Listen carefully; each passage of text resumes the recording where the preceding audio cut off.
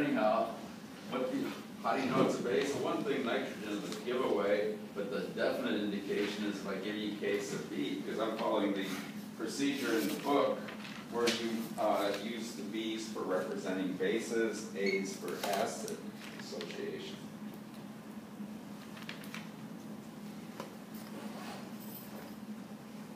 Okay, so that's always the sure thing. And it doesn't matter which base, they all do the same thing. That's what I keep emphasizing with acid base. It's always the same basic relationship. And this is what I call, there's only base there because you haven't added any acid. It's a simple problem. It's the association problem. 2 or 3 people tried to do an acid there and they got in trouble. But almost everybody got this, right? Because it's the problem we've been doing for a couple of weeks. You have the K sub B. There's X and X for the hydroxide ion. One person circled this number, but that's the POH when you go from X.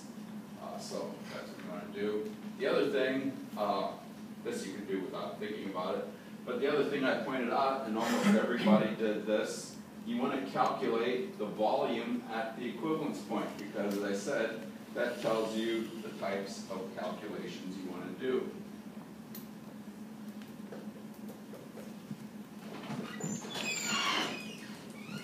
And since it's a base, it's going to start like this and go like that. It goes from high pH to low pH.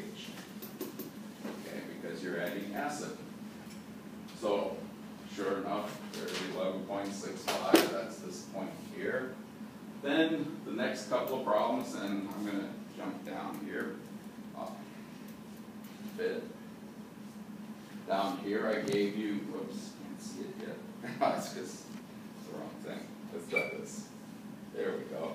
So the volumes I gave you, essentially, this one was the one at the equivalence point. So we had the 0 point, the equivalence point. In between all of these points here, you want to do buffer.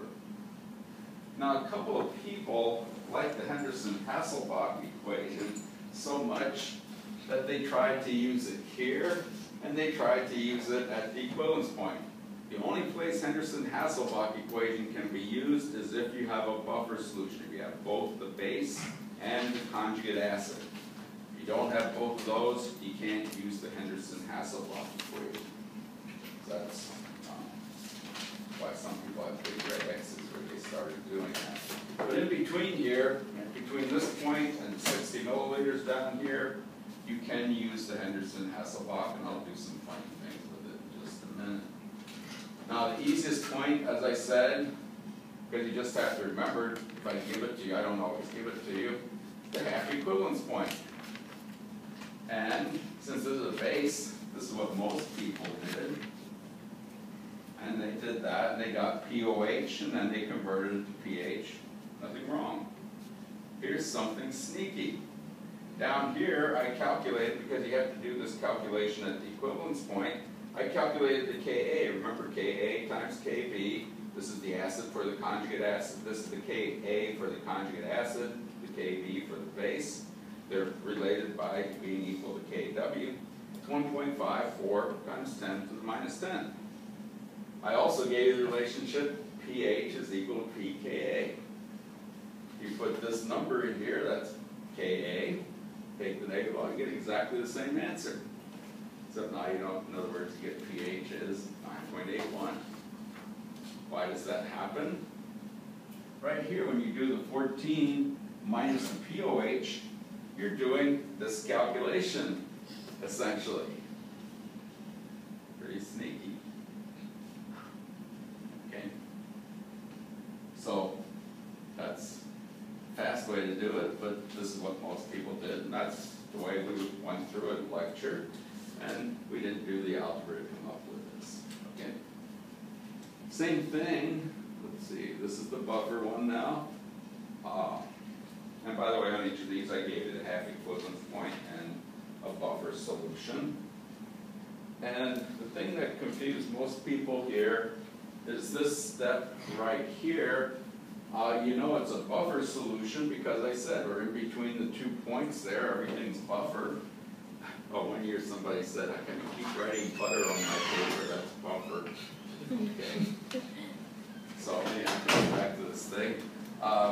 what you have to do is you have to know the difference, the amounts of the different species, the base and the conjugate acid. And so you have to do a little bit of what I call stoichiometry. You're adding 20 milliliters of hydrogen ion, a strong acid, so 20 times 0.15, this is 3 millimoles of acid that you add. So you're using up 3 millimoles of base. Remember when I did this, I put things like this, which just is the mole ratio between this and this. It's a 1-to-1 mole ratio. You don't have to do that, okay, because it's going to be multiply and divide by 1, or forget to multiply and divide by 1, you still get the same number. That's what I said in lecture. So you just subtract, that gives you how much base is left, and the rest of it was converted to the salt form. Okay. So now you have the millimoles, and you can set this up in a variety of ways. Most people calculated the molarity, because that's what you have to put in the equilibrium expression. But notice one of the things you can do is, since you're going to solve it by approximation, just leave the 3 over 50 plus x, 6 over 50 plus x. When you do the approximation, you're ignoring x. This is this.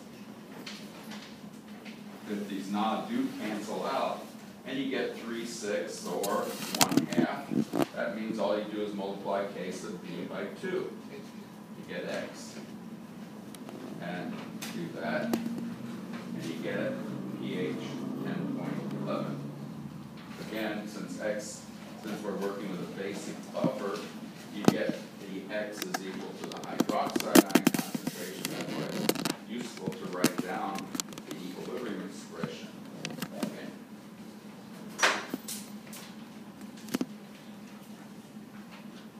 Now, here's the interesting thing. We gave you Henderson-Hasselbalch, and we said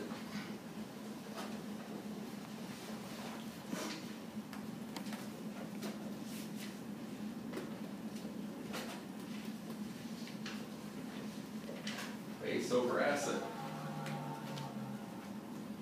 Can we do that? Yes.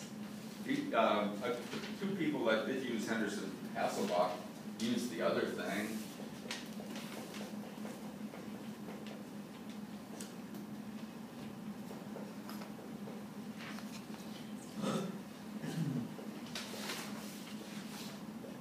In other words, this was the conjugate acid of the weak base and the weak base itself, which is what you get when you do the algebra. But notice we put the negative logs through here, put in minus 14. This is the thing you come back with again. And we know what pKa is because we know Ka right here. Or did I write pKa? Yeah, here's pKa.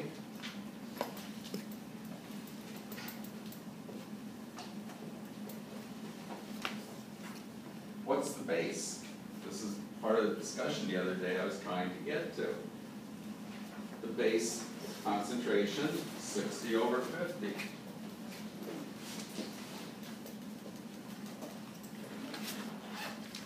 Okay. What's the acid? Whoops, it's 6, not 60. 6 over 50. 3 over 50. 50 still go out there.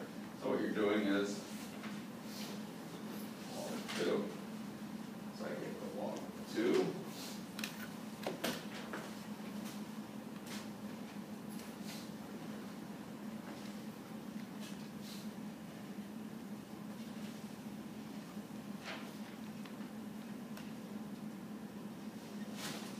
.301.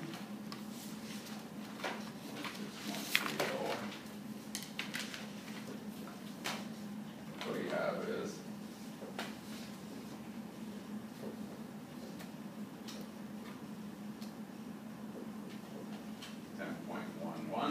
the exact same number you got here going through the long way. So there are some advantages for Henderson-Hasselbalch. You just have to do it a few times and get familiar with it, and I made fun of it because basically we're working with the straightforward algebra idea. Okay. So it does have its uses. next one was the equivalence point. And almost everybody recognized the equivalence point, but a lot of people forgot the calculation you have to do. You have to do which calculation? The hydrolysis calculation, because what you have at the equivalence point is the product of that titration, which means this is the only thing, it's the salt. So I forget, that's the formula.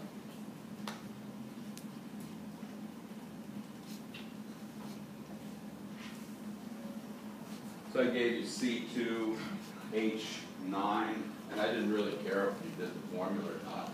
But essentially what you have at the equivalence point is H9 should have been H8, but NH2 plus. That's what you had, and now that dissociates. Or it undergoes a reaction with water, I guess is that word, because it's the soluble salt, so it's already been dissociated. The important thing I was trying to get to here is you have to do the acid dissociation. Okay. So it's Ka, Kw over Kb, you need to get this constant. And then it's the usual x squared over C0 minus x. The only thing is, you have to calculate C0 there. And what happens is you had 30 plus 60 milliliters. That's where the 90 came from. And looking at the starting point of the titration, you had 30 milliliters of 0.3 molar base. So you had 9 millimoles of base. So 9 millimoles over 90. A couple of people just put the 9 in there, but you have to put concentrations in.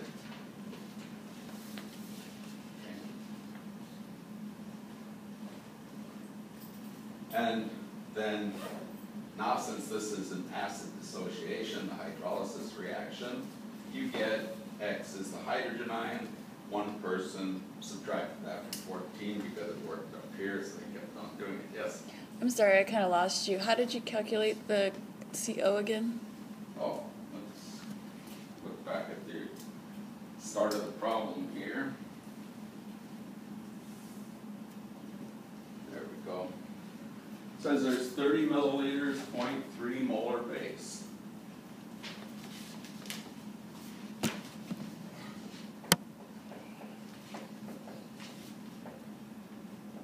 And I put 3 significant figures here. So there's 9 millimoles of this material. At the equivalence point, how much of this is left? None, because you've titrated all of it. So where did it go?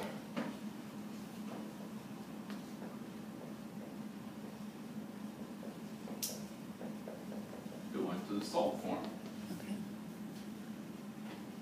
In other words, that's the same thing that's happening all through this titration here. Once you get past the equivalence point, you have some of this and some of this. That's why it's a buffer solution.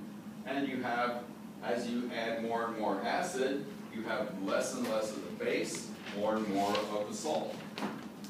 At the equivalence point, it's all been converted to salt, so that's where I got the 9. And then the other thing I had in there was the volume. And we just said somewhere, assume the volumes are additive. So you had 60 milliliters of titrant, 30 milliliters of the original solution. And it's the same old thing. Moles over volume. Okay. Speaking of that, I think there's either 1 or 2 people that did things like this, going back to these numbers here. This is nonsense. This is milliliters, or whatever it is, over molarity, which means it's, well, actually it's not molarity, but it's milliliters over, now I'll put it milliliters. And you end up with what kind of unit? Milliliters squared over millimoles, which is a nonsense unit. You can't have volume squared unless you're living in science fiction where you have other dimensions than what we have here in the real world.